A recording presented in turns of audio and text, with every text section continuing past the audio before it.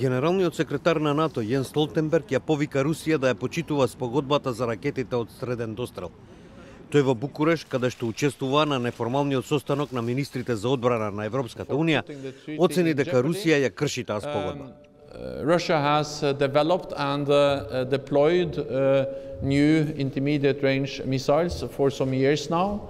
This is a clear violation of the INF Treaty.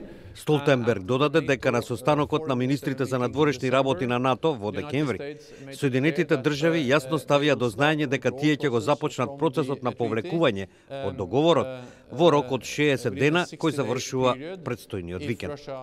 Тој рече и дека Русија развила и распоредила нови ракети од среден дострел кои тешко се детектираат и биле мобилни. These missiles are hard to detect, they are mobile, they are nuclear capable, they can reach European cities, and therefore this is something which is of great concern, and it undermines a cornerstone of European security, the INF Treaty.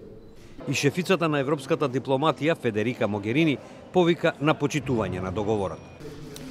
You know that Europe has benefited from the INF Treaty, even if we were not, and we are not part of it. None of the member states is part of it. But Europe has benefited from it enormously in these last decades. We continue to hope that there is a way to maintain it and to fully implement it. And the two things should go hand in hand. Овој договор од 1987 година меѓу Соединетите држави и Советскиот сојуз го забрани производството, тестирањето и распоредувањето на копнени балистички ракети со дострел од 500 до 5.500 километри.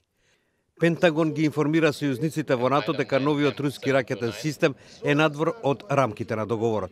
Москва инсистира на тоа дека проектилот има опсек од помалку од 500 километри. Соединетите држави соопштија дека на 2 февруари ќе го започнат 6-месечниот процес за напуштање од договорот.